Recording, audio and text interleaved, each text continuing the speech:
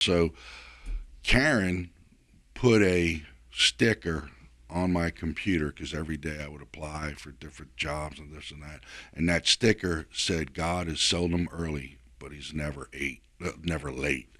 And so having that on there really encouraged me because I remembered all the times and all the different things that we had been through.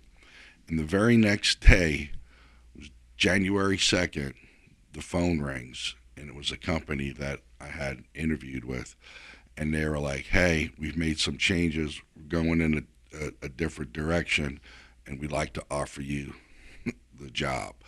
And this was a job that, like, I had been turned down for, and they came back to me with within weeks and offered me the job. So I mean, it was a miracle, you know, and God, worked that out for me. But like, how do we handle like when things don't go right? When you're praying for someone that is maybe sick or dying, and you're praying for friends that are sick or dying, and it doesn't work out.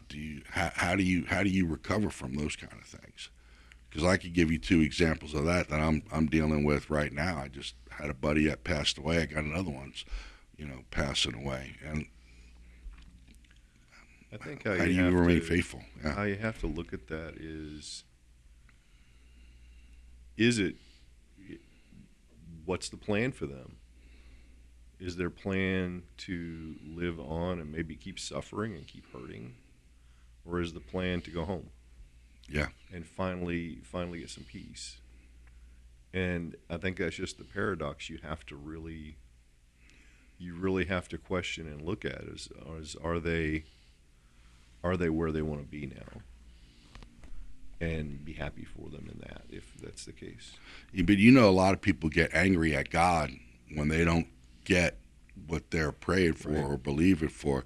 It's hard when you're praying for a spouse that's dying, or a loved one that's dying, and they pass, and you're left to wonder, Yeah. well, where was God and all of that. And these are issues that people face, you know, uh, every day. Yeah. Part of what I use for people is acceptance and commitment. You accept that this event happened, this thing happened. You accept it because you have no choice. It happened, right? Hmm. And then you commit to doing what you can to work through that.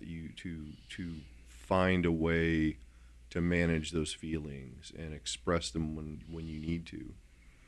Um, and there's a lot of stuff that goes along with it. It's very simplified, but you have to get to a place of acceptance that you're not in control of that, and it's something that happened, Yeah.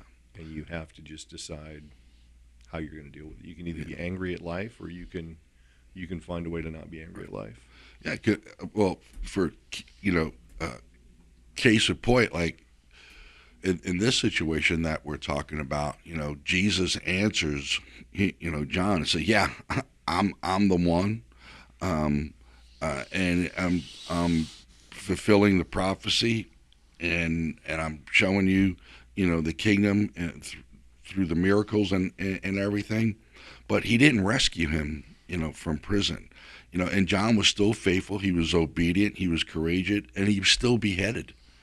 You know, so like that's a tough pill to swallow for anybody.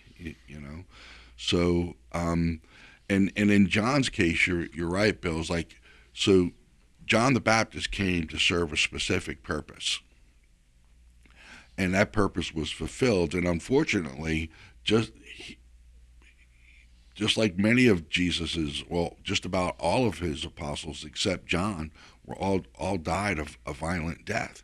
And so how do we think in this lifetime, during this time, like we get a pass somehow, like we're not going to suffer, or we're not going to have to pay a price, or that we could go through life unscathed, and I don't like to make a big deal about it. I don't even like really talking about it, but I lost my 19-year-old boy.